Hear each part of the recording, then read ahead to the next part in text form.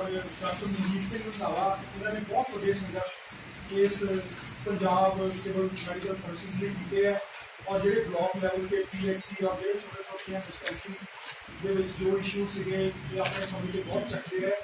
साढ़े सब तो ऑनरेबल डॉक्टर मनमोहन सिंह जी जो 2 टर्म इंडियन ओलंपिक एसोसीएशन के मैडिकल एडवाइजर रह चुके हैं।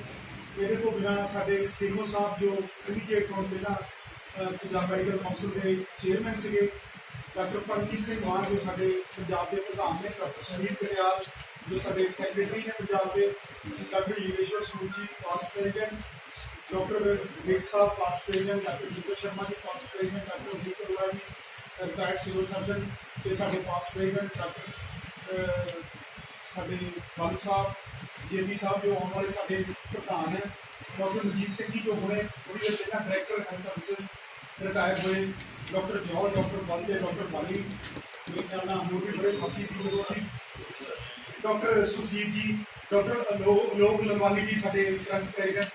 सो अभी अज सारे ने साड़ी एसोसीएशन का सारी गल की पिछले कुछ दिनों में हो रहे इंसीडेंट्स को बहुत ज़्यादा डिस्टर्ब से, क्योंकि इन्होंने लोगों ने इस पंजाब की जी मैडिकल किता सेव की है।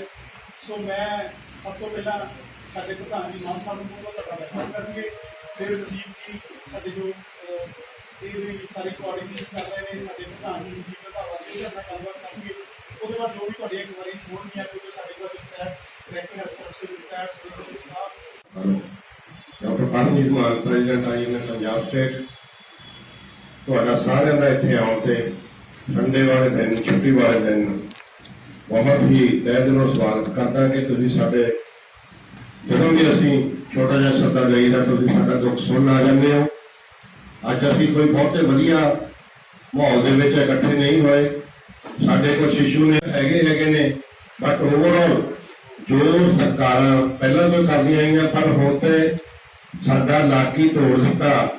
ਨੰਬਰ 1 साढ़े BC साहब डॉक्टर राज बहादुर जी, डॉक्टर राज बहादुर ना होकर साढ़े BC ने, साढ़े टीचर ने, साड़ी एक पेरेंट संस्था पैरामेडिक्स सारे और हरेक स्पैशलिटी के उत्थे पढ़ के जाते हैं।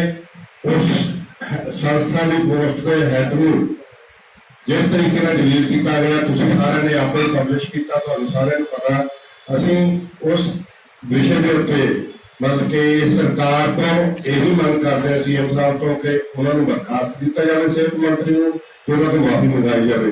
दूसरा इशू साडा आयुष्मान भारत स्कीम का जरूर कल साढ़े काफी ज्यादा संघर्ष तो बाद और काफी ज्यादा मीटिंगों तो बाद कल 10-15% उन्होंने पेमेंट्स रिलीज की ने, पर वो सानू पता था ये भी गवर्नमेंट की एक चाल है कि 10-15% दे के इन्हों तो काम शुरू करा लिए। बट ਅਸੀਂ जब तक पूरियां का घट्टो घट 80% जिवें मैं पिछली बार भी इतों इसे प्रेस क्लब के कहा कि जब तक 80% नहीं रिलीज होनियां असीं काम नहीं शुरू करांगे। नंबर 3 ते जिहड़ा मुहल्ला क्लिनिक्स ने दोस्तों सानूं सबनूं पता कि 75 मुहल्ला क्लिनिक 15 लाख ਤੋਂ शुरू कर रहे हैं। मैं तुहानूं सबनूं यह दसना चाहना, मेरा ख्याल तो ऑलरेडी पता होगा कि 5000 तो ऊपर 2800 के करीब पंजाब के हैल्थ सेंटर ने जोड़े कि छोटी जी डिस्पेंसरी तो लैके मैडिकल कॉलेज तक ने, वो पिंडों के शहरों के अलग अलग कुछ डिस्टेंस से बड़ी प्लैनिंग बने हुए हैं। बड़ा वधिया उत्थे इंफ्रास्ट्रक्चर है, बिल्डिंग बनिया हुई ने, लोड़ है तो उत्थे डॉक्टर्स की, उत्थे फैसिलिटीज की, उत्थे मेडिसिन की जी कि उत्थे प्रोवाइड नहीं करते। तो जो 51 इन्होंने नहीं सरदा तो IM यह डिमांड करती है कि 75 मुहल्ला क्लिनिकों तुसीं की कर लाओगे। एक कॉन्स्टिट्यूएंसी एक मुहल्ला क्लिनिक कितनी वड्डी कॉन्स्टिट्यूएंसी होंदी है, एक गरीब आदमी कितों कितने तक तुर के जाऊगा। ये कहते हैं कि असीं मुहल्ला क्लिनिकों के थ्रू सारा इलाज करांगे, आने वाले समय के 1 साल तो बाद सानूं किसी स्कीम की जरूरत नहीं रहनी, ना सानूं प्राइवेट सैक्टर की जरूरत रहनी है। तुसीं मैनूं दसो कि 75 ਜਿਹੜੇ ਮੁਹੱਲਾ ਕਲੀਨਿਕ ਖੋਲ ਰਹੇ ਨੇ ਸੁਵਿਧਾ ਸੈਂਟਰਾਂ ਨੂੰ ਪਿੰਡਾਂ ਦੇ ਵਿੱਚ ਬੰਦ ਕਰਕੇ ਇੱਕ ਛੋਟੀ ਜਿਹੀ ਬਿਲਡਿੰਗ ਹੈ ਉਹਦੇ ਵਿੱਚ ਕਿਹੜੀ ਇਹ ਸਰਜਰੀ ਕਰ ਲੈਣਗੇ, ਕਿਹੜੀ ਐਮਰਜੈਂਸੀ ਟ੍ਰੀਟ ਕਰ ਲੈਣਗੇ, ਉੱਥੇ ਕੀ ਸਟਾਫ ਹੈ, 4 ਬੰਦਿਆਂ ਦਾ ਸਟਾਫ ਜਿਹੜਾ ਇੱਕ ਡਾਕਟਰ, ਇੱਕ ਸਟਾਫ ਨਰਸ, ਇੱਕ ਫਾਰਮਾਸਿਸਟ ਤੇ ਇੱਕ ਕਲਾਸਰੂਮ, ਉਹ ਕੀ ਐਮਰਜੈਂਸੀ ਡੀਲ ਕਰਨਗੇ ਕੀ ਨਹੀਂ ਕਰਨਗੇ। ਸੋ ਇਹ ਸਰਕਾਰ ਜਨਤਾ ਨੂੰ ਵੀ ਮੂਰਖ ਬਣਾ ਰਹੀ ਹੈ ਤੇ ਸਾਡੇ व्यक्ति आम के साथ लड़ाई कर रही है, जबकि डॉक्टर साहब जितना ਤੁਸੀਂ ਦੇਖਦੇ ਹੋ ਰੋਜ਼ ਤੇ ਕਿੰਨਾ ਵਧੀਆ ਪ੍ਰਾਈਵੇਟ ਸੈਕਟਰ ਤੇ ਸਰਕਾਰੀ ਸੈਕਟਰ ਦੇ ਵਿੱਚ ਇਲਾਜ ਹੋ ਰਿਹਾ ਤੇ ਇਹ ਇਸੇ ਵਿਸ਼ੇ ਦੇ ਉੱਤੇ ਅਸੀਂ ਅੱਜ ਇਕੱਠੇ ਹੋਏ ਆ। ਸਾਨੂੰ ਅੱਜ ਆਸ਼ੀਰਵਾਦ ਦੇਣ ਸਾਡੇ ਸੀਨੀਅਰ ਮੋਸਟ ਜਿਵੇਂ ਡਾਕਟਰ ਨਵਜੋਤ ਦਈਆ ਨੇ ਇੰਟਰੋਡਿਊਸ ਕਰਨ ਕਰਾਇਆ, ਸਾਨੂੰ ਆਸ਼ੀਰਵਾਦ ਦੇਣ ਆਏ ਨੇ ਤੇ ਸਾਡਾ ਮਾਰਗਦਰਸ਼ਨ ਕਰਨ ਆਏ ਨੇ। ਮੈਂ ਇਹਨਾਂ ਦਾ ਵੀ ਬਹੁਤ ਬਹੁਤ ਤਹਿ ਦਿਲੋਂ ਧੰਨਵਾਦ ਕਰਦਾ ਹਾਂ ਰਾਜੀ ਦੇ ਪ੍ਰੈਜ਼ੀਡੈਂਟ ਤੇ ਹੁਣ ਮੈਂ ਡਾਕਟਰ ਦਾ ਧੰਨਵਾਦ। ਡਾਕਟਰਸ ਨੂੰ ਬੜਾ ਸ਼ੌਕ ਟਾਰਗੇਟ ਸਮਝ ਕੇ ਤੇ ਇਹ ਪਿਛਲੇ ਕਾਫੀ ਸਮੇਂ ਤੋਂ ਪਿਛਲੀ ਸਰਕਾਰਾਂ ਵੀ ਸੀਗੀਆਂ ਪਰ ਇਹਨਾਂ ਨੇ ਬਿਲਕੁਲ ਅੱਖ ਕਰਤੀ। ਉਹਨਾਂ ਨੂੰ ਜਿਹੜਾ ਇਹਨਾਂ ਬਿਲਕੁਲ ਹੁਣ ਰਿਲੀਜ਼ ਕਰਨ ਤੇ ਸਾਡੇ ਪ੍ਰੋਫੈਸ਼ਨ ਖੁੱਲੇ ਹੋਏ ਨੇ। ਜਿੱਥੋਂ ਤੱਕ ਸਾਡੀਆਂ ਸੇਵਾਵਾਂ ਦਾ ਤਾਲੁਕ ਹੈ, ਪਹਿਲਾਂ ਨੈਕਸਟ ਟੂ ਗੋਡ ਜਿਹੜਾ ਸਟੇਟਸ ਸੀਗਾ ਏਜਸ ਤੋਂ ਪਤਾ ਨਹੀਂ ਜਿਹੜਾ ਹੈਗਾ ਮੁੱਢ ਕਦੀਮ ਤੋਂ ਆਪਣੀਆਂ ਜਾਨਾਂ ਵਾਰ ਕੇ ਸਾਰਿਆਂ ਨੂੰ ਜਿਹੜੀਆਂ ਨਾ ਮਤਲਬ ਜਿਹੜਾ ਹੈਗਾ ਉਹ ਸੇਵਾ ਕਰਕੇ ਸਾਨੂੰ ਮਿਲਿਆ ਸੀ। ਤੇ ਕਰੋਨਾ 'ਚ ਤੁਸੀਂ ਸਾਰਿਆਂ ਨੇ ਵੇਖਿਆ ਕਿ ਜਦੋਂ ਕੋਈ ਨਹੀਂ ਸੀ ਬਾਹਰ ਨਿਕਲਦਾ, ਸਾਡੇ ਜਿਹੜਾ ਹੈਗਾ ਬੜੀ ਜਵਾਨੀ 'ਚ ਵਿਚਾਰੀਆਂ ਡਾਕਟਰਸ ਜਿਹੜੀਆਂ ਨੇ ਸਾਰਿਆਂ ਨੇ ਆਪਣੇ ਸੈਕਰੀਫਾਈਸ ਕੀਤਾ। ਸਾਡੇ ਕੋਲ ਕੀ ਹੈ? ਸਾਡੇ ਕੋਲ ਤਾਂ ਸਾਡਾ ਸਰੀਰ ਹੈ ਤੇ ਜਾਂ ਸਾਡੇ ਕੋਲ ਸਾਡਾ ਐਕਸਪਰਟਾਈਜ਼ ਹੈ ਜਿਹੜਾ ਸਾਡੇ ਕੋਲ ਇਹ ਜੋ ਕੁਝ ਵੀ ਦੇਣਾ ਹੈ ਜਿਹੜਾ ਹੈਗਾ ਜੇ ਉਹ ਇਕਵਿਪਮੈਂਟ ਦੇਣੀ ਹੈ, ਜੇ ਉਹਦੇ 'ਚ ਆ ਜਿਹੜੇ ਨੇ ਅੱਜ ਗੱਦਿਆਂ ਦਾ ਜਿਹੜਾ ਰੌਲਾ ਪੈਂਦਾ ਪਿਆ ਜੇ ਦਵਾਈਆਂ ਦੇਣੀਆਂ ਸਰਕਾਰ ਨੇ ਦੇਣੀਆਂ। ਅਸੀਂ ਸੰਨ 80 'ਚ ਜੁਆਇਨ ਕੀਤਾ ਸੀਗਾ, 32 ਸਾਲ ਸਰਵਿਸ ਕੀਤੀ। 32 ਸਾਲਾਂ 'ਚ ਅਸੀਂ ਇਸੇ ਗੱਲ ਵਾਸਤੇ ਹੀ ਲੜਦੇ ਰਹੇ ਵੀ ਸਾਨੂੰ ਭਾਈ ਦਵਾਈਆਂ ਪੂਰੀਆਂ ਚਾਹੀਦੀਆਂ, ਅਸੀਂ ਕੁਆਲਿਟੀ ਸਭ ਅਸੀਂ ਦੇਣੀਆਂ ਨੇ। ਅਸੀਂ ਪੇਸ਼ੈਂਟਸ ਦੇ ਨਾਲ ਜਦੋਂ ਯਾਦ ਹੋਵੇ ਕਿ ਜਦੋਂ ਆਪਣੀ ਹੈਲਥ ਕਾਰਪੋਰੇਸ਼ਨ ਐਡਵਰਟਾਈਜ਼ ਕਰਦੇ ਲੱਗੇ ਸੀਗੇ, ਅਸੀਂ ਬੜੀ ਵੱਡੀ ਲੜਾਈ ਲੜੀ।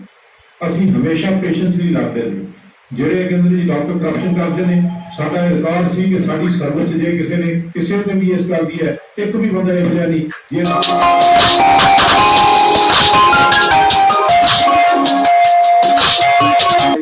ਜਿਹੜੇ ਸਾਡੇ ਪ੍ਰੋਫੈਸ਼ਨ ਨੂੰ ਫਲੈਗ ਸ਼ੀਟ ਤੇ ਜਿਹੜੇ ਬਦਨਾਮ ਕਰਦੇ ਨੇ, ਇਹ ਇਸ ਤਰ੍ਹਾਂ ਕਰਕੇ ਸਾਡੇ ਪ੍ਰੋਫੈਸ਼ਨਲ ਆਪਣੀ ਜਾਨਾਂ ਵਾਰਦੇ। ਸੋ ਇਹ ਵੇਖ ਕੇ ਅਸੀਂ ਅੱਡੋ ਅੱਡ ਸਾਰਿਆਂ ਨੇ ਲੜ ਕੇ ਵੇਖ ਲਿਆ ਕਿੱਥੇ ਸੀ ਕਰੋਨਾ ਵਾਰੀਅਰਸ ਕਰਕੇ ਤੇ ਸਾਡੇ ਤੇ ਫੁੱਲਾਂ ਦੀ ਵਰਖਾ ਹੁੰਦੀ ਸੀਗੀ।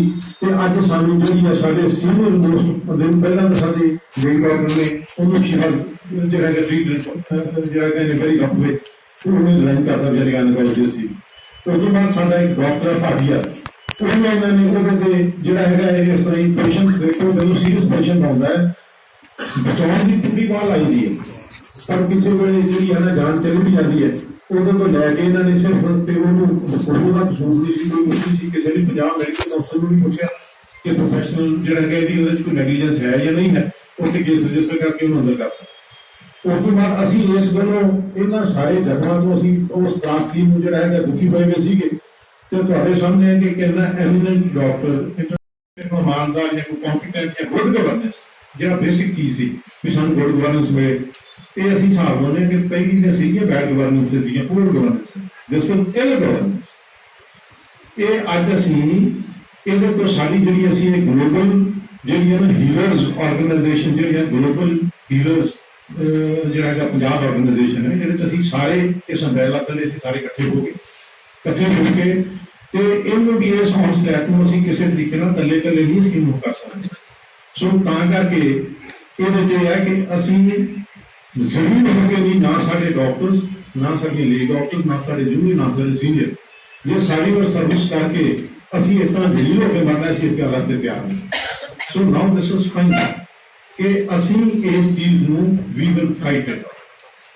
ਅਸੀਂ ਇਹਨੂੰ ਬਿਲਕੁਲ education board with public support we have decided ਕਿ ਇਹ ਆਪਣੇ ਆਪ ਨੂੰ ਕਹਿੰਦੇ ਨੇ ਅਸੀਂ ਹੁਣ ਤੱਕ ਤੇ ਫਲੱਡ ਆਏ ਦੇ ਮਾੜੇ ਹਾਲਾਤ ਸੀਗੇ, ਸਾਡੇ ਡਾਕਟਰਾਂ ਨੇ ਆਪਣੀਆਂ ਜਾਨਾਂ ਦਿੱਤੀਆਂ ਤੁਹਾਡੇ ਸਾਹਮਣੇ। ਜੇ ਫਲੱਡ ਅਨਪ੍ਰੈਸੀਡੈਂਟਡ ਆਏ, ਪੰਜਾਬ ਨੂੰ ਫਸਟ ਅਵਾਰਡ ਮਿਲਿਆ ਉਹਦੇ 'ਚ ਜਿਹੜਾ ਹੈਗਾ ਸਾਰਿਆਂ ਨੂੰ ਵੱਡਾ ਜਿਹੜਾ ਹੈਗਾ ਸਾਡੇ ਪਟਿਆਲੇ ਨੂੰ ਮਿਲਿਆ ਸੀਗਾ। ਉੱਥੇ ਪੋਸਟ ਸੀ ਮੈਂ ਵੀ ਡਾਕਟਰ ਗਿੱਲ ਵੀ। ਅਸੀਂ ਉਦੋਂ ਜਿੱਥੇ ਫੌਜ ਨਹੀਂ ਸੀ ਜਾਂਦੀ ਉੱਥੋਂ ਤੱਕ ਅਸੀਂ ਸਾਰਿਆਂ ਨੂੰ ਪਹਿਲਾਂ ਫੌਜ ਤੋਂ ਪਹਿਲਾਂ ਸੀ ਰੀਚ ਕੀਤਾ। ਅਸੀਂ ਆਪਣੀਆਂ ਮਤਲਬ ਕੋਈ ਇਹੋ ਜਿਹੀ ਗੱਲ ਨਹੀਂ ਕਿਸੇ ਥਾਂ ਤੇ ਵੀ ਨੈਵਰ ਲੈ ਕੇ ਕਿਹੜੀ ਗੱਲ ਤੋਂ ਸੀ ਕਿ ਸਾਡੇ ਕੋਲ ਜਦੋਂ ਹੈ ਹੀ ਨਹੀਂ, ਨਾ ਸਾਡੇ ਕੋਲ ਦਵਾਈਆਂ ਨੇ, ਨਾ ਸਾਡੇ ਕੋਲ ਉਹਦੇ ਮੁਤਾਬਕ ਇਕਵਿਪਮੈਂਟ ਹੈ। ਹੁਣ ਵੀ ਸਾਰੇ ਜਿਹੜੀ ਹੈਗੀਆਂ ਨੇ ਇਹਨਾਂ ਨੇ ਕਰਕੇ ਜਿਹੜਾ ਹੈਗਾ ਹਸਪੀਟਲ ਤੇ ਇੰਨੇ ਪੈਸੇ ਲਾ ਕੇ ਤੇ ਉੱਥੇ ਕੋਈ ਮੈਡੀਕਲ ਸਪੈਸ਼ਲਿਸਟ ਨਹੀਂ ਹੈ, ਉਹਨੂੰ ਚਲਾਉਣ ਵਾਸਤੇ ਨਹੀਂ ਹੈ। ਇਹ ਬੇਸਿਕ ਚੀਜ਼ ਹੈ, ਇਹ ਅਸੀਂ ਨਹੀਂ ਪ੍ਰੋਵਾਈਡ ਕਰਨੀ, ਇਹ ਗਵਰਨਮੈਂਟ ਨੂੰ ਪ੍ਰੋਵਾਈਡ ਕਰਨੀ। ਇੱਥੇ ਇਹ ਗਵਰਨੈਂਸ ਹੈ ਕਿ ਸਾਡੇ ਕੋਲ ਡਿਸਪੈਂਸਰੀਆਂ ਦੀ ਕੋਈ ਘਾਟ ਨਹੀਂ ਹੈ, ਜੇ ਕੋਰੋਨਾ ਚ ਬੰਦੇ ਮਰੇ ਨੇ ਤੇ ਸਿਰਫ ਆਕਸੀਜਨ ਦੀ ਘਾਟ ਕਰਕੇ ਮਰੇ ਨੇ, ਟ੍ਰੀਟਮੈਂਟ ਕਰਕੇ ਮਰੇ ਨੇ। ਇਹ ਜਿਹੜੇ ਮੁਹੱਲਾ ਕਲੀਨਿਕ ਨੇ ਇੱਥੇ ਤਾਂ ਸਿਰਫ ਢਿੱਡ ਪੀੜ ਸਿਰ ਪੀੜ ਦੀ ਤੇ ਜਿਹੜਾ ਇਹਦੇ ਨਾਲ ਤਾਂ ਕੋਈ ਬੰਦਾ ਮਰ ਨਹੀਂ ਗਿਆ। ਇਹਦੇ ਵਾਸਤੇ ਤਾਂ ਸਾਡੇ ਜਿਹੜਾ ਹੈਗਾ ਪਿੰਡਾਂ 'ਚ ਵੀ ਜਿਹੜੇ ਜੋ ਆਰਐਮਪੀਸ ਤੇ ਹੋਰ ਦੂਜੇ ਬੈਠੇ ਇਹ ਸਿਰਫ ਇੱਕ ਗਿਰੀਗਿਰੀ ਹੈ, ਇੱਕ ਫਰਾਡ ਹੈ। ਅਸੀਂ ਫਰਾਡ ਨੂੰ ਤਾਂ ਯੂਜ਼ ਕਰ ਰਹੇ ਹਾਂ ਇਸ ਵੇਲੇ, ਪਰ ਬੜਾ ਜ਼ਿੰਮੇਵਾਰੀ ਨਾਲ ਕਰ ਰਹੇ ਹਾਂ ਕਿ ਉਹ ਜਿਹੜੇ ਨੇ ਕੋਈ ਨਵੇਂ ਨਹੀਂ ਬਣੇ ਹਨ। ਉਸ ਜਿਹੜੇ ਸੈਂਟਰਸ ਨੇ ਜਿਹੜੇ ਦੇਖੋ ਸੇਵਾ ਜਿਹੜੇ ਸੈਂਟਰ ਸੀਗੇ ਉਹਨਾਂ ਦੇ ਪਹਿਲਾਂ ਹੀ ਜਿਹੜਾ ਬੜੇ ਪੈਸੇ ਲਾ ਕੇ ਬੜੇ ਫਸਟ ਕਲਾਸ ਬਣੇ ਨਵੇਂ ਬਣੇ ਹੋਏ ਨੇ, ਉਹਨਾਂ ਦੀ ਕੀ ਰੈਨੋਵੇਸ਼ਨ ਕਰਨੀ ਹੈ। ਮੈਂ ਕੈਂਡੀਡੇਟ ਚਾਹੁੰਦਾ ਵੀ ਇੱਕ ਉਹਦਾ ਪੇਂਟ ਉਹਨਾਂ ਦਾ ਬਦਲਦਾ ਗਿਆ, ਪੇਂਟ ਬਦਲ ਕੇ ਉੱਤੇ ਲਿਖਣਾ ਵੀ ਇਹ ਜਿਹੜੀ ਹੈਗੀ ਹੈ ਇਹ ਸਾਡਾ ਮੁਹੱਲਾ ਕਲੀਨਿਕ ਹੈ। ਵਾਟ ਯੂ ਮੀਨ ਬਾਈ ਦਿਸ? ਔਰ ਉਹਦਾ ਬਦਲ ਕੀ ਰੱਖਿਆ 18 ਲੱਖ ਰੁਪਏ। ਤੁਸੀਂ ਕੋਈ ਵੀ ਜਿਹੜੀ ਹੈਗੀ ਹੈ ਕਿਸੇ ਕੈਲਕੂਲੇਸ਼ਨ ਨਾਲ ਵੀ ਉਹਦੀ ਕੋਈ ਰੈਨੋਵੇਸ਼ਨ ਕੋਈ ਕੁਛ ਨਹੀਂ ਹੈ, ਸਕੈਮ ਨਹੀਂ ਕਰ ਸਕਦੀ ਹੈ। And that to by a government ਜਿਹੜੀ ਸੀਰੀਅਸ ਹੋਨੈਸਟੀ। ਸੋ ਇਹ to be free from this ਕਿ ਅਸੀਂ ਅੱਜ ਸਾਡੀ ਮੈਡੀਕਲ ਫਰਟਰਨਿਟੀ ਨੇ ਅਨਪ੍ਰੈਸੀਡੈਂਟਡ ਗੱਲ ਹੈ, ਹਿਸਟੋਰਿਕ ਗੱਲ ਹੈ। ਇਹਨੂੰ ਪਹਿਲਾਂ ਅਸੀਂ ਕਦੇ ਇਸ ਤਰ੍ਹਾਂ ਇਕੱਠੇ ਨਹੀਂ ਹੋਏ ਕਿ ਸਾਡੀਆਂ ਪੰਜਾਬ ਮੈਡੀਕਲ ਕਾਉਂਸਲ ਦੇ ਪ੍ਰਧਾਨ ਵੀ, ਸੀਐਮਐਸ ਦੇ ਵੀ, ਪੰਜਾਬ ਟੀਚਰਸ ਦੇ ਵੀ, ਆਈਐਮਐਸ ਸਾਡੀ ਪੇਰੈਂਟ ਬੋਡੀ ਆ, ਆਈਐਮਐਸ ਸਾਰੇ ਇਕੱਠੇ ਅਸੀਂ ਸਾਰੇ ਇਕੱਠੇ ਹੋ ਗਏ ਔਰ ਅਸੀਂ ਇੱਕ ਜਿਹੜਾ ਇੱਕ ਅੰਬਰੇਲਾ ਜਿਹੜਾ ਹੈਗਾ ਇੱਕ ਅਸੀਂ ਆਪਣਾ ਗ੍ਰੈਂਡ ਫੰਡ ਅਸੀਂ ਗਰੋਥ ਕੀਤਾ ਇਨ ਦੀ ਨੇਮ ਆਫ ਗਲੋਬਲ। ਉਸ ਵੇਲੇ ਕੋਵਿਡ ਆਇਆ, ਸਾਰਿਆਂ ਨੇ ਉਸ ਤੋਂ ਜਾਣੂ ਕੋਰੋਨਾ ਚ ਜੇ ਮੁਹੱਲਾ ਕਲੀਨਿਕ ਦਾ ਕਨਸੈਪਟ ਵਧੀਆ ਹੁੰਦਾ ਤਾਂ ਇਹ ਸਾਰਿਆਂ ਦੀ ਕਾਮਨ ਨੌਲੇਜ ਹੈ ਕਿ ਸਾਰੇ ਦੇ ਸਾਰੇ ਦਿੱਲੀ ਵਾਲੇ ਮਰੀਜ਼ ਬਹੁਤ ਸਾਰੇ ਸਾਡੇ ਮੋਹਾਲੀ ਚ, ਪਟਿਆਲੇ ਚ, ਜਲੰਧਰ ਚ, ਲੁਧਿਆਣਾ ਚ ਆ ਕੇ ਦਾਖਲ ਹੋਏ ਤੇ ਪੰਜਾਬ ਦੇ ਡਾਕਟਰਾਂ ਨੇ ਇਹ ਫੈਸਲਾ ਕੀਤਾ ਕਿ ਚਾਹੇ ਉਹ ਸਾਡੇ ਕੋਲ ਆ ਗਏ ਨੇ ਪਰ ਸਾਡਾ ਇੱਕ ਧਰਮ ਹੈ ਕਿ ਜਿਹੜਾ ਸਾਡੇ ਕੋਲ ਆਇਆ ਸੀ ਉਹਦਾ ਇਲਾਜ ਕਰਨਾ, ਆਪਣੀਆਂ ਜ਼ਿੰਦਗੀਆਂ ਨੂੰ ਖਤਰੇ 'ਚ ਪਾ ਕੇ ਅਸੀਂ ਉਹਨਾਂ ਦਾ ਇਲਾਜ ਕੀਤਾ। ਜਦੋਂ ਕਿ ਦਿੱਲੀ ਦਾ ਬਾਰਡਰ ਸੀਲ ਕਰਤਾ ਗਿਆ ਸੀ, ਸਾਡੇ ਪੰਜਾਬ ਦੇ ਮਰੀਜ਼ ਜਿਹੜੇ ਨੇ ਉਹ ਉੱਥੇ ਨਹੀਂ ਜਾ ਸਕਦੇ। ਫਿਰ 2021 ਚ ਇੱਕ ਜਿਹੜੀ ਬਿਮਾਰੀ ਜਦੋਂ ਸੈਕੰਡ ਵੇਵ ਆਈ ਉਹ ਲੈਕ ਆਫ ਆਕਸੀਜਨ ਕਰਕੇ ਉਹਦੇ ਚ ਡੈਥ ਹੋ ਗਿਆ ਸੀ। ਤੁਸੀਂ ਸਾਰੇ ਗਵਾਹੋ, ਪਹਿਲਾ ਇਨਸੀਡੈਂਟ ਹੋਇਆ ਅੰਮ੍ਰਿਤਸਰ, ਉੱਥੇ ਹੋਈਆਂ, ਅਸੀਂ ਉਹਨੂੰ ਐਡਮਿਟ ਕਰਦੇ ਹਾਂ, ਪਰ ਉਹ ਤੋਂ ਬਾਅਦ ਸਾਡੇ ਪੰਜਾਬ ਦੇ ਹੈਲਥ ਡਿਪਾਰਟਮੈਂਟ ਨੇ ਇੰਨਾ ਕੰਪਰੂਵ ਕਰ ਲਿਆ ਕਿ ਦਿਨ ਰਾਤ 2-2 ਘੰਟੇ ਬਾਅਦ ਸਾਡੇ ਬਹੁਤ ਸੀਨੀਅਰ ਅਫਸਰ ਉਹਦੀ ਆਕਸੀਜਨ ਦੀ ਮੋਨੀਟਰਿੰਗ ਕਰਦੇ ਸੀ, not only of the government hospital but of the private institutions also, ਤਾਂ ਕਿ ਇਹਨਾਂ ਕੋਲ ਵੀ ਜੇ ਕਦੇ ਘਾਟ ਹੈ ਤਾਂ ਅਸੀਂ ਪਹੁੰਚਾ ਸਕੀਏ। ਔਰ with the grace of god ਕਿਤੇ ਇਸ ਤਰ੍ਹਾਂ ਦਾ ਨਹੀਂ ਹੋਇਆ ਵੀ ਆਕਸੀਜਨ ਦੀ ਘਾਟ ਕਰਕੇ ਸਾਡੇ ਇੰਸਟੀਟਿਊਸ਼ਨਾਂ 'ਚ ਕੋਈ ਨੁਕਸਾਨ ਹੋਵੇ। ਦੂਜੇ ਪਾਸੇ ਆਕਸੀਜਨ ਮਿਲੀ, ਦਿੱਲੀ 'ਚ ਵੀ ਮਿਲੀ, ਕਿੱਥੇ ਮਿਲੀ? ਗੁਰਦੁਆਰਿਆਂ 'ਚ ਮਿਲੀ, ਮੰਦਿਰਾਂ 'ਚ ਮਿਲੀ, ਹਸਪਤਾਲਾਂ 'ਚ ਜਾਂ ਮੁਹੱਲਾ ਕਲੀਨਿਕਾਂ 'ਚ ਨਹੀਂ ਮਿਲੀ। ਉਹਨਾਂ ਦਾ ਆਪਣਾ ਐਮਐਲਏ, ਉਹਨਾਂ ਦੇ ਆਪਣੇ ਸੀਨੀਅਰ ਅਫਸਰ ਆਕਸੀਜਨ ਦੀ ਲੈਕ ਕਰਕੇ ਉਹਨਾਂ ਦੀ ਡੈਥ ਹੋਈ, ਪਾਰਕਿੰਗ ਹਸਪਤਾਲਾਂ 'ਚ ਬੈਠ ਕੇ ਡੈਥ ਹੋਈ, ਆਕਸੀਜਨ ਨਹੀਂ ਮਿਲੀ। ਇਹ ਕੰਪੈਰੀਜ਼ਨ ਤੁਹਾਡੇ ਸਾਹਮਣੇ ਹੈ, ਚਾਹੇ ਉਹ ਡੈਥ ਰੇਟ ਸੀ, ਚਾਹੇ ਉਹ ਕਿਉਰ ਰੇਟ ਸੀ। ਪੰਜਾਬ ਬਹੁਤ ਉੱਪਰ ਆਇਆ ਦਿੱਲੀ ਦੇ ਮੁਕਾਬਲੇ 'ਚ, ਮਤਲਬ ਨੈਸ਼ਨਲ ਲੈਵਲ ਤੇ ਪੰਜਾਬ ਦਾ ਨਾਮ ਲਿਆ ਗਿਆ, ਕੈਨੇਡਾ ਦੀ ਪਾਰਲੀਮੈਂਟ 'ਚ ਪੰਜਾਬ ਦਾ ਨਾਮ ਲਿਆ ਗਿਆ, ਪੰਜਾਬ ਦੇ ਡਾਕਟਰਾਂ ਨੂੰ ਐਪਰੀਸ਼ੀਏਟ ਕੀਤਾ ਗਿਆ। ਪਰ ਜੇ ਮੁਹੱਲਾ ਕਲੀਨਿਕ ਦਾ ਕਨਸੈਪਟ ਸਾਡੇ ਉਸ ਵੇਲੇ ਕਿਤੇ ਆ ਗਿਆ ਹੁੰਦਾ ਤਾਂ ਸਾਡਾ ਇਦੋਂ ਮਾੜਾ ਅਸਰ ਹੁੰਦਾ, ਚੰਗਾ ਨਹੀਂ ਸੀ। ਸਰ ਵੀ ਜਿੰਨੀਆਂ ਸਾਡੀਆਂ primary health centre, community health centre, ਸਾਡੇ ਸਬਸਿਡਰੀ ਹੈਲਥ ਸੈਂਟਰ, ਪੰਜਾਬ ਇੱਕ ਕੱਲਾ ਹੈਗਾ ਜਿੱਥੇ SHCs ਨੇ। SHCs ਕੀ ਹੁੰਦੀਆਂ ਵੀ ਡਾਕਟਰ ਰਨ ਜਿਹੜਾ ਛੋਟਾ ਡਿਸਪੈਂਸਰੀ, ਉਹ ਪਿੰਡਾਂ 'ਚ ਵੀ ਨੇ ਤੇ ਸ਼ਹਿਰਾਂ 'ਚ ਵੀ ਨੇ। 1200 ਦੇ ਕਰੀਬ ਤਕਰੀਬਨ ਪਿੰਡਾਂ 'ਚ ਨੇ, 200 ਦੇ ਕਰੀਬ ਸਾਡੇ ਅਰਬਨ ਏਰੀਏ 'ਚ ਅਰਬਨ ਪ੍ਰਾਇਮਰੀ ਹੈਲਥ ਸੈਂਟਰ ਤੇ ਅਰਬਨ ਡਿਸਪੈਂਸਰੀਆਂ ਦੇ ਨਾਲ ਬਣੇ ਹੋਏ ਨੇ। ਔਰ ਮੁਹੱਲਾ ਕਲੀਨਿਕਾਂ ਨਾਲੋਂ ਕਿਤੇ ਮੱਚ ਬੈਟਰ ਸਰਵਿਸਿਜ਼ ਆਲਰੇਡੀ ਦੇ ਰਹੇ ਨੇ। ਫਿਰ ਇਹ ਜਿਹੜੀ ਗੱਲ, ਮੈਂ ਫਰਾਡ ਤਾਂ ਨਹੀਂ ਕਹਿੰਦਾ, ਜੋ ਵੀ ਹੈ, ਪਰ ਇਹ ਫਿਰ ਲੋਕਾਂ ਨਾਲ ਹੈ ਹੀ ਹੈ ਨਾ। ਉੱਥੇ ਤਾਂ ਸਾਨੂੰ ਡਾਕਟਰ ਦਿੱਤੇ ਨਹੀਂ ਜਾ ਰਹੇ, 500 ਤੋਂ ਉੱਪਰ, 500 ਤਾਂ ਮੈਂ ਜਦ ਛੱਡ ਕੇ ਆਇਆ ਉਸ ਤੋਂ ਵੀ ਜ਼ਿਆਦਾ ਹੋ ਗਈਆਂ ਹੋਈਆਂ। ਹੁਣ ਸਾਡੀਆਂ ਸਪੈਸ਼ਲਿਸਟ ਡਾਕਟਰਾਂ ਦੀਆਂ ਵੇਕੈਂਟ ਪੋਸਟਾਂ ਪਈਆਂ ਨੇ, ਕਿਉਂ ਨਹੀਂ ਭਰੀਆਂ ਜਾਂਦੀਆਂ? Who is responsible for that? Why not the minister is responsible? ਉੱਥੇ ਤਾਂ ਜੇ ਗੱਦੇ ਨਹੀਂ, ਜਦੋਂ ਕਿ ਵਾਈਸ ਚਾਂਸਲਰ ਨਹੀਂ ਹੁੰਦਾ, ਉੱਥੋਂ ਦਾ ਲੋਕਲ ਜਿਹੜਾ ਮੈਡੀਕਲ ਸੁਪਰਡੈਂਟ ਹੁੰਦਾ ਉਹਦੀ ਜ਼ਿੰਮੇਵਾਰੀ ਹੁੰਦੀ ਹੈ। ਪਰ ਮੈਨੂੰ ਇਹ ਦੱਸਿਆ ਜਾਵੇ ਜੇ ਪੰਜਾਬ 'ਚ ਡਾਕਟਰਾਂ ਦੀ ਘਾਟ ਹੈ, ਜੇ ਪੰਜਾਬ 'ਚ ਦਵਾਈਆਂ ਦੀ ਘਾਟ ਹੈ, who is responsible for it? Health minister is responsible for it. ਸੋ ਅਸੀਂ ਕਿਸੇ ਪਰਸਨ ਦੇ ਅਗੇਂਸਟ ਨਹੀਂ, ਸਾਡਾ ਸਾਰਿਆਂ ਦਾ ਇਹੀ ਵਿਊ ਹੈ। ਜਦੋਂ ਕਿ ਉਹਨਾਂ ਕੋਲੇ ਟੈਕਨੀਕਲ ਬੰਦੇ ਹੈਗੇ ਨੇ, ਉਹਨਾਂ ਕੋਲੇ ਐਮਐਲਏ ਸਾਹਿਬਾਨ ਹੈਗੇ ਨੇ, ਕਿਸੇ ਇਹੋ ਜਿਹੇ ਐਮਐਲਏ ਸਾਹਿਬਾਨ ਨੂੰ ਦਿੱਤਾ ਜਾਵੇ ਜਿਹਨੂੰ ਮਹਿਕਮੇ ਦੀ ਸਮਝ ਹੋਵੇ, ਤਾਂ ਕਿ ਪੰਜਾਬ ਦੇ ਲੋਕਾਂ ਨਾਲ ਸਿਹਤ ਪੱਖੋਂ ਖਿਲਵਾੜ ਨਾ ਹੋ। ਇਹੀ ਸਾਡਾ ਸਰ ਇੱਕ ਸੈਕੰਡ ਕੁਐਸਚਨ ਹੈ ਰਿਗਾਰਡਿੰਗ ਦਾ ਮੁਹੱਲਾ ਕਲੀਨਿਕ।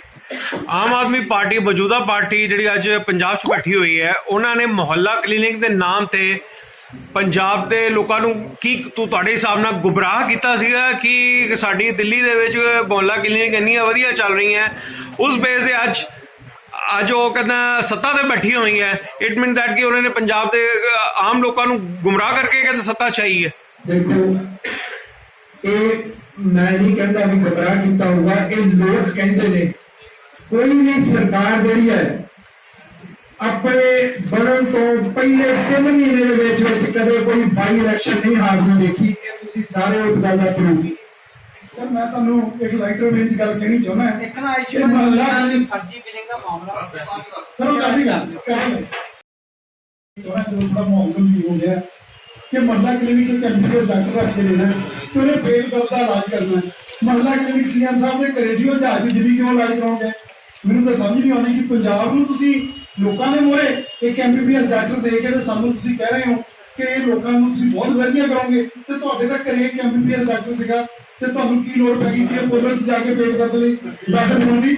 ਸੋ ਦੂਜੀ ਗੱਲ ਸਰ ਮੈਂ ਤੁਹਾਨੂੰ ਇੱਕ ਹੋਰ ਗੱਲ ਕਹਿਣੀ ਚਾਹੁੰਦਾ ਹਾਂ ਕਿ ਜੇ ਮੁਹੱਲਾ ਕਲੀਨਿਕ ਦਾ ਕਨਸੈਪਟ, ਕਿਉਂਕਿ ਮੈਂ ਇੰਡੀਅਨ ਮੈਡੀਕਲ ਐਸੋਸੀਏਸ਼ਨ ਨੈਸ਼ਨਲ ਦਾ ਵੀ ਮੈਂਬਰ ਨੇ, ਅਸੀਂ ਦਿੱਲੀ ਦੇ ਵਿੱਚ ਸਟੱਡੀ ਕੀਤਾ।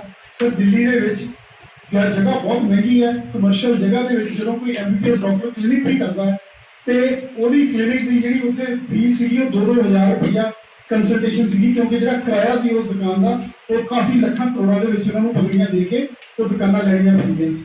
ਸੋ ਜਿਹੜੇ ਗਰੀਬ ਬੰਦੇ ਸੀ ਉਹ ਐਮਬੀਬੀਐਸ ਡਾਕਟਰਾਂ ਕੋਲ ਇਲਾਜ ਨਹੀਂ ਕਰਾ ਸਕਦੇ ਸੀ। ਪਰ ਸਾਡੇ ਪੰਜਾਬ ਦੇ ਵਿੱਚ ਹਰ ਪਿੰਡ 'ਚ, ਹਰ ਘਰ 'ਚ, ਹਰ ਮੁਹੱਲੇ ਦੇ ਵਿੱਚ ਇੱਕ ਡਾਕਟਰ ਬੈਠਾ ਹੈ।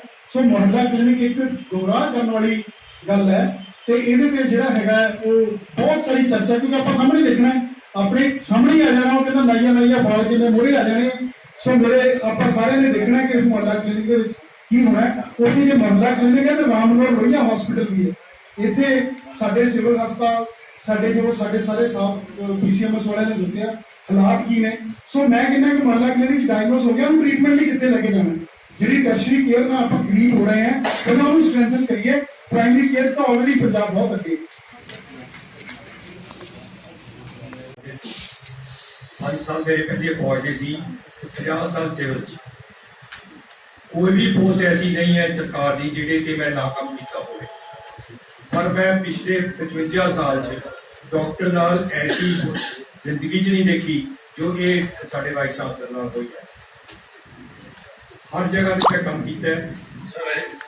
डॉक्टर ए एस सेखों ने साडे ਜਿਹੜੇ ਫਾਰਮਰ ਪ੍ਰਿੰਸੀਪਲ ਦੇ ਮੈਡੀਕਲ ਕਾਲਜ ਪਟਿਆਲਾ ਦੇ ਤੇ ਫਾਰਮਰ ਪ੍ਰੈਜ਼ੀਡੈਂਟ ਨੇ ਪੰਜਾਬ ਮੈਡੀਕਲ ਕਾਲਜ, ਜਿਹੜੀ ਕਿ ਸਾਡੇ ਇਸ ਵਾਈਸ ਚਾਂਸਲਰ ਨਾਲ ਹੋਈ ਹੈ। ਵਾਈਸ ਚਾਂਸਲਰ ਇੱਕ ਯੂਨੀਵਰਸਿਟੀ ਦਾ ਹੈਡ ਹੈ, ਸਾਰੇ ਪੰਜਾਬ ਦੇ ਪ੍ਰੋਫੈਸ਼ਨ ਐਜੂਕੇਸ਼ਨ ਦਾ ਹੈਡ ਹੈ। ਉਸ ਦੇ ਨਾਲ ਜੇ ਇਸ ਤਰ੍ਹਾਂ ਦੀ ਹੋ ਸਕਦੀ ਹੈ ਤਾਂ ਮੈਂ ਨਹੀਂ ਸਮਝਦਾ ਇੱਕ ਗਰੀਬ ਮੈਡੀਕਲ ਅਫਸਰ ਨਾਲ ਜਿਹੜਾ ਡਿਸਪੈਂਸਰੀ ਬੈਠਾ ਉਸ ਦੇ ਨਾਲ ਐਮਐਲਏ ਜਾਂ ਉਹਨਾਂ ਦੇ ਕਾਉਂਸਲ ਦੇ ਜਾਂ ਉਹਨਾਂ ਦੇ ਕਾਉਂਸਲਰ ਜਾਂ ਉਹ ਕੀ ਉਹਦੇ ਨਾਲ ਵਰਤਾਓ ਕਰਨਗੇ। ਜੇ ਵਾਈਸ ਚਾਂਸਲਰ ਨਾਲ ਇਹ ਵਰਤਾਓ ਹੋ ਸਕਦਾ ਹੈ ਤਾਂ ਹੇਠਿਆਂ ਨਾਲ ਕੀ ਵਰਤਾਓ ਹੋ ਸਕਦਾ ਤੁਸੀਂ ਆਪ ਸਮਝ ਸਕਦੇ ਹੋ। ਦੂਸਰੀ ਮੈਂ ਗੱਲ ਇਹ ਕਰਨੀ ਚਾਹੁੰਦਾ ਹੈ, ਕਲਾਸ 1 ਅਫਸਰ ਸਾਰੇ ਸਟੇਟ 'ਚ ਇੱਕ ਹੈ, ਉਹ ਹੈ ਮੈਡੀਕਲ ਅਫਸਰ, ਜਿਹੜਾ ਪਿੰਡ ਜਾ ਕੇ ਪਿੰਡ ਦੀ ਡਿਸਪੈਂਸਰੀ ਬੈਠ ਕੇ ਪਿੰਡ ਦੇ ਹਾਲਾਤ ਬੈਠ ਕੇ ਬਿਨਾਂ ਦਵਾਈਆਂ ਤੋਂ, ਬਿਨਾਂ ਕਿਸੇ ਚੀਜ਼ ਤੋਂ, ਬਿਨਾਂ ਸਰਕਾਰ ਦੀ ਮਦਦ ਤੋਂ ਉੱਥੇ ਲੋਕਾਂ ਦੀ ਸੇਵਾ ਕਰਦਾ ਹੈ। ਜੇ ਕੋਈ ਉੱਥੇ ਦਵਾਈ ਨਹੀਂ ਹੋਊਗੀ ਜ਼ਿੰਮੇਵਾਰ ਕੌਣ ਠਹਿਰਾਇਆ ਜਾਂਦਾ ਹੈ? ਮੈਡੀਕਲ ਅਫਸਰ, ਕਿਉਂਕਿ ਫਰੰਟ ਡੈਸਕ ਤੇ ਬੈਠਾ। ਨਾ ਤਾਂ ਉੱਥੇ ਐਮਐਲਏ ਹੈ, ਨਾ ਉੱਥੇ ਮੰਤਰੀ ਸਾਹਿਬ ਹੈ, ਨਾ ਉੱਥੇ ਚੀਫ ਮਿਨਿਸਟਰ। ਸਾਹਮਣੇ ਉੱਥੇ ਤਾਂ ਕੋਈ ਨਹੀਂ ਹੈ। ਫਰੰਟ ਸਰਕਾਰ ਦਾ ਨੁਮਾਇੰਦਾ ਪਿੰਡ 'ਚ ਇੱਕ ਮੈਡੀਕਲ ਅਫਸਰ ਹੈ ਜਿਹੜਾ ਸਾਰੀਆਂ ਲੋਕਾਂ ਦੀਆਂ ਗਾਲਾਂ ਝੱਲਦਾ ਹੈ, ਲੋਕਾਂ ਦੀਆਂ ਤਕਲੀਫਾਂ ਨੂੰ ਵੀ ਝੱਲਦਾ ਹੈ, ਲੋਕਾਂ ਦੀ ਫਿਰ ਵੀ ਉਹ ਸੇਵਾ ਕਰਦਾ ਹੈ। ਦੂਸਰੀ ਗੱਲ ਇਹ ਹੈ। ਤੀਸਰੀ ਗੱਲ ਮੈਂ ਕਰਨਾ ਚਾਹੁੰਦਾ, ਤੁਸੀਂ ਮੁਹੱਲਾ ਕਲੀਨਿਕ ਤੇ ਕਾਫੀ ਗੱਲ ਕਰ ਰਹੇ ਹੋ। ਜੇ ਆਪਾਂ ਦਿੱਲੀ ਦੀ ਗੱਲ ਕਰੀਏ, ਦਿੱਲੀ ਦਾ ਸਾਰਾ health system government of India ਕੋਲ ਹੈ। ਆਲ ਇੰਡੀਆ ਇੰਸਟੀਚਿਊਟ, ਸਾਰੇ ਬੜੇ ਹਸਪੀਟਲ, ਮੈਡੀਕਲ ਕਾਲਜ ਸਾਰੇ ਗਵਰਨਮੈਂਟ ਆਫ ਇੰਡੀਆ ਫਾਈਨੈਂਸ ਕਰਦੀ ਹੈ। ਸਟੇਟ ਗਵਰਨਮੈਂਟ ਇਸ ਦਿੱਲੀ ਦੀ ਨਹੀਂ ਫਾਈਨੈਂਸ ਕਰਦੀ। ਦਿੱਲੀ ਕੋਲ ਤਾਂ ਹੈ ਜਾਂ ਦਿੱਲੀ ਦੀ ਕਾਰਪੋਰੇਸ਼ਨਸ ਕਰਦੀ ਹੈ। ਜਿੰਨੀਆਂ ਉਹਨਾਂ ਦੇ ਅਰਬਨ ਸੈਂਟਰ ਹੈ, ਰੂਰਲ ਸੈਂਟਰ ਹੈ, ਜਿੰਨੇ ਵੀ ਹੈ ਉਹ ਦਿੱਲੀ ਦੀਆਂ ਕਾਰਪੋਰੇਸ਼ਨਸ ਕਰਦੀਆਂ। ਦਿੱਲੀ ਕੋਲ ਤਾਂ ਸਵਾਏ ਮੁਹੱਲਾ ਕਲੀਨਿਕ ਤੋਂ ਕੋਈ ਹੋਰ ਹੈ ਹੀ ਨਹੀਂ ਸੀ ਕੋਈ ਸਿਸਟਮ। ਇਹਨਾਂ ਨੇ ਇੱਕ ਆਪਣਾ ਸਿਸਟਮ ਬਣਾ ਕੇ ਦਿਖਾਉਣਾ ਸੀ ਕਿ ਅਸੀਂ ਵੀ ਲੋਕਾਂ ਦੀ ਹੈਲਥ ਦੀ ਸੇਵਾ ਕਰ ਰਹੇ ਹਾਂ।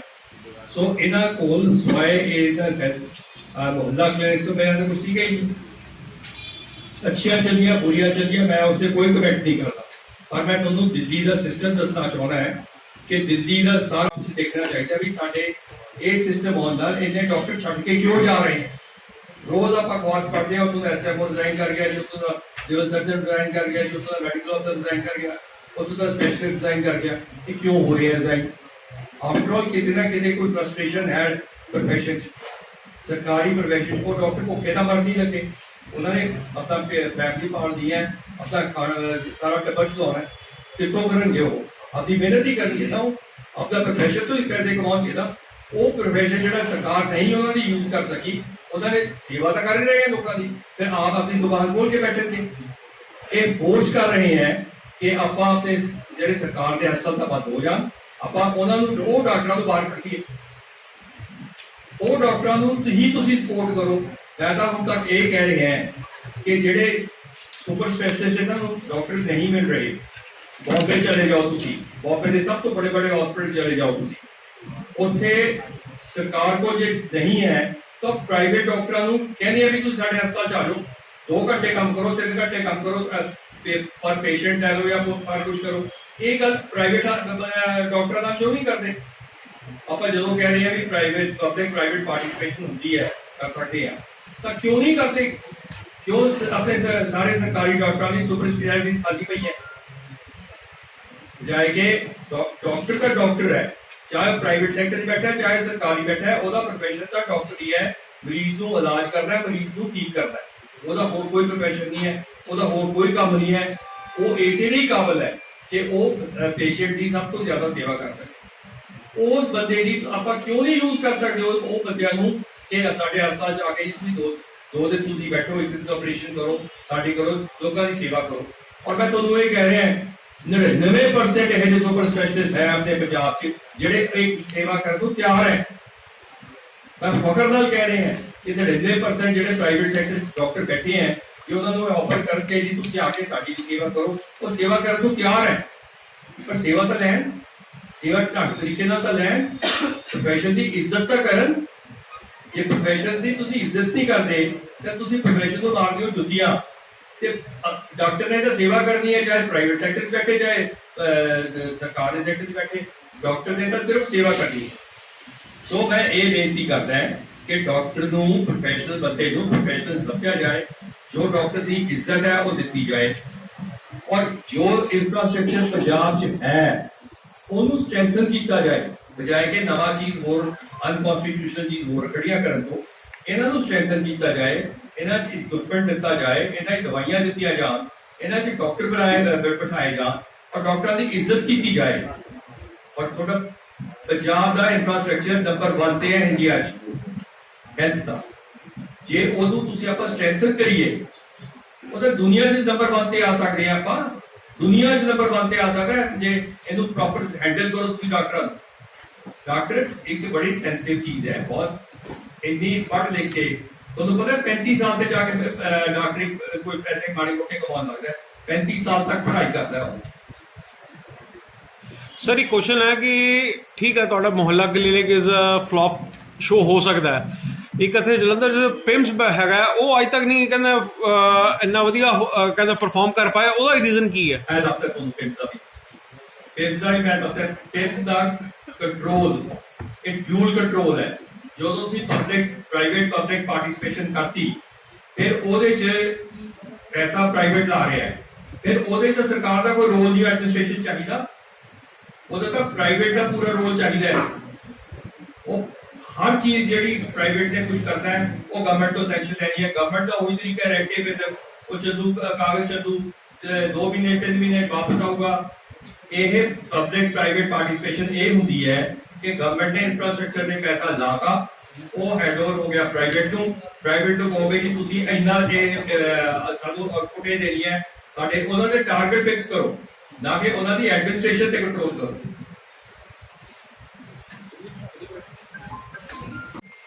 ਤੇ ਜੇ ਇੱਕ ਪ੍ਰੋਫੈਸ਼ਨਲ ਹੈ ਉਹਦੀ ਸੈਲਫ ਰਿਸਪੈਕਟ ਨੂੰ ਤਾਂ ਬਿਲਕੁਲ ਹੀ ਨਹੀਂ ਟੱਚ ਕਰਨਾ ਚਾਹੀਦਾ। ਆਪਾਂ ਜੇ ਇੱਕ ਆਪਣਾ EMPLOYE ਹੈ, ਘਰ 'ਚ ਵੀ EMPLOYE ਕਰਦੇ ਨੇ, ਉਸ ਨੂੰ ਵੀ ਆਪਾਂ ਇੱਜ਼ਤ ਨਾਲ ਮਾਣ ਨਾਲ ਗੱਲ ਕਰਦੇ। ਜੇ ਆਪਾਂ ਉਸ ਨੂੰ ਵੀ ਧੱਕੇ ਨਾਲ ਗੱਲ ਕਰੀਏ ਤਾਂ ਉਹ ਸਾਡੇ ਨਾਲ ਅਗਲੇ ਦਿਨ ਉੱਠ ਕੇ ਖੜਾ। ਜੇ ਡਾਕਟਰ ਤਾਂ ਗਵਰਨਮੈਂਟ ਦੇ ਵਿੱਚ ਸੈਕਟਰ ਦੇ ਰਹਿਣਾ, ਇਹ ਸਮਝੋ ਕਿ they are doing a service to the government. Because ਉਹ ਜੇ ਗਵਰਨਮੈਂਟ ਸੈਕਟਰ ਦਾ ਫॉर एग्जांपल ਜੇ ਉਹ 1 ਲੱਖ ਰੁਪਏ ਉਹਨੂੰ ਦੇ ਦਿੰਦੀ ਹੈ ਤਾਂ ਇੱਕ ਡਾਕਟਰ ਪ੍ਰਾਈਵੇਟ ਸੈਕਟਰ 'ਚ ਜਾ ਕੇ ਉਸ ਤੋਂ 2 ਗੁਣਾ 3 ਗੁਣਾ ਜ਼ਿਆਦਾ ਅਰਨ ਕਰਦਾ। So doctors are in fact doing a service to the people and to the government ਕਿ ਉਹ ਗਵਰਨਮੈਂਟ ਸੈਕਟਰ 'ਚ ਰਹਿੰਦੇ। ਨੰਬਰ 1। ਨੰਬਰ 2 ਮੈਂ ਇਹ ਕਹਿਣਾ ਚਾਹੁੰਦਾ ਹਾਂ ਕਿ ਜਿਵੇਂ ਡਾਕਟਰ ਰਾਜ ਬਹਾਦਰ ਜੀ ਨਾਲ ਟ੍ਰੀਟ ਕੀਤਾ ਗਿਆ, ਸ਼ਾਇਦ ਤੁਸੀਂ ਆਪਣੇ ਲੋਐਸਟ EMPLOYE ਦਾ ਨਾਮ ਵੀ ਇਸ ਤਰ੍ਹਾਂ ਨਾ ਟ੍ਰੀਟ ਕਰੋ। ਨੰਬਰ ਕਿਉਂ? ਡਾਕਟਰ ਰਾਜ ਬਹਾਦਰ ਦੀ ਗੱਲ ਛੱਡ ਦਿਓ, he is a vice chancellor, he represents the university and the medical education system of the state. ਇੱਕ ਵਾਈਸ ਚਾਂਸਲਰ ਦਾ ਸਿਗਨੇਚਰ ਹਰ ਡਿਗਰੀ ਦੇ ਉੱਤੇ ਹੁੰਦਾ। ਸੋ ਤੁਸੀਂ ਇਮੈਜਿਨ ਕਰੋ ਕਿ ਜਿਹੜੇ ਬੱਚੇ, ਜਿਹੜੇ ਡਾਕਟਰਸ ਉਹਨਾਂ ਦੀ ਸਿਗਨੇਚਰ ਹੇਠਾਂ ਡਿਗਰੀ ਲੈ ਕੇ ਗਏ ਹੋਏ ਹੈ ਜਾਂ ਜਾਣਗੇ, ਉਹਨਾਂ ਦੇ ਸਾਈਕੋਲੋਜੀਕਲ ਇੰਪੈਕਟ ਕੀ ਹੋਏਗਾ ਕਿ ਸਾਡੇ ਵਾਈਸ ਚਾਂਸਲਰ ਨਾਲ ਜਿਹਨੇ ਸਾਨੂੰ ਇੰਨੀ ਡਿਗਰੀ ਦਿੱਤੀ ਹੈ ਉਹਦੇ ਨਾਲ ਇਸ ਤਰ੍ਹਾਂ ਬਿਹੇਵ ਕੀਤਾ ਇੱਕ ਮਿਨਿਸਟਰ ਨੇ, ਇੱਕ ਪੋਲੀਟੀਸ਼ੀਅਨ ਨੇ। ਇਹ ਡਾਕਟਰ ਰਾਜ ਬਹਾਦਰ ਜਾਂ ਵਾਈਸ ਚਾਂਸਲਰ ਨੂੰ ਡਿਗਰੇਡ ਨਹੀਂ ਕੀਤਾ, ਇਹ ਸਾਰੇ ਸਿਸਟਮ ਨੂੰ ਡਿਗਰੇਡ ਕੀਤਾ ਹੈ। और इसने ये सिर्फ डॉक्टर राज बहादुर की बेइज्जती नहीं है, ये सिस्टम की बेइज्जती है, ये इस मिनिस्टर की भी बेइज्जती है कि उसने इस तरह बिहेव किया। एक मिनिस्टर ਉਹਨੇ ਪਿੱਛੇ ਰਾਜ ਬਹਾਦਰ ਦੇ ਉੱਤੇ ਅਸੀਂ ਜਾ ਕੇ ਫਰੀਦਕੋਟ ਮੈਡੀਕਲ 'ਚ ਬੇਹੋਸ਼ ਕਰ ਰਹੇ ਆਪਾਂ, ਨਸੀਆ ਮਸ਼ੀਨ ਹੁੰਦੀ ਹੈ, ਉਹ 11 ਲੱਖ ਦੀ ਚੀਜ਼ ਸਿਵਲ ਹਸਪਤਾਲ ਉਹ ਕਹਿੰਦੇ ਸਾਨੂੰ ਇਹ ਸੀ। ਫਿਰ ਤਾਂ ਲਾਈਟਾਂ ਵਾਸਤੇ ਮੇਰੇ ਕੋਲ ਡਿਮਾਂਡਾਂ ਕਰਕੇ ਮੈਂ ਇੱਥੇ ਤੁਹਾਨੂੰ ਭੇਜ ਦੂੰਗਾ, ਮੇਰੇ ਕੋਲ ਪਈਆਂ ਨੇ। ਅੱਜ ਵੀ ਆਉਂਦੇ ਹੋਇਆ DC ਮਿਸਟਰ ਪਰੇ ਨੇ ਬਠਿੰਡੇ ਵਾਲੇ ਦਾ, ਜਦੋਂ ਅਸੀਂ ਆ ਰਹੇ ਉਹਨਾਂ ਟੈਲੀਫੋਨ ਆਇਆ ਡਾਕਟਰ ਗਿੱਲ ਇੱਕ ਤਾਰੀਖ ਦਾ ਬੜਾ ਬੜਾ ਨੇ ਉਹਨਾਂ ਨੂੰ ਆਉਣਾ ਹੈ ਤੇ ਉਹ ਤਾਰਨ ਲਵਾਉਣਗੇ ਪਹਿਲੇ ਤੇ ਮਸ਼ੀਨਾਂ ਤੇ ਉਹਦੇ ਨਾਲ ਜਿਹੜੇ ਸਾਹਮਣੇ ਵੀ ਰਹਿੰਦੇ ਆ ਬੱਚੇ, ਉਹਨਾਂ ਨੂੰ ਪੜ੍ਹਾਉਣ ਵਾਸਤੇ ਛੋਟੀਆਂ ਮਿਨੀ ਬੱਸਾਂ ਚਾਹੀਦੀਆਂ। ਉਹ ਸਾਨੂੰ ਇਹ ਕਰਾ ਕਿਹੜਾ DC ਕਿਹੜਾ ਨਹੀਂ। ਮੈਂ ਪਟਨਾ ਸਾਹਿਬ ਤੋਂ ਲੈ ਕੇ ਜਗਨਨਾਥਪੁਰੀ ਤੱਕ ਕੈਂਪ ਸਭਾ ਦੇ ਪ੍ਰੈਜ਼ੀਡੈਂਟ ਵਾਸਤੇ कोई हस्पताल ऐसे है जिन्हें चित्र कोरोना या चित्र के नाम जिस तरह गवर्नमेंट ने कितना सफाया हूँ कितना पा रही है जितने कोई चीज इंफ्रास्ट्रक्चर ना दी है वो जरा कर हूँ फरीदकोट है राज बहादुर जितनी बार जानते हैं मैं मिलता जी उन्होंने घरे खाना हूँ दिन पहले नेगेटिव कराई उत्थे असं शाम भी बनाई सरकार से भले ने कैंसर के बीजा वास्ते जिन्हें 25 रुपए तेन करवाना बिस्तरा रोटी सब कुछ मिलती है। ठंड में उत्तर लाए हुए थे मिर्चा वास्ते कैंसर आ जाए हो जाए सिर्फ राज बहादुर करके ही कहना तुम इतने बनाओ ताकि उसे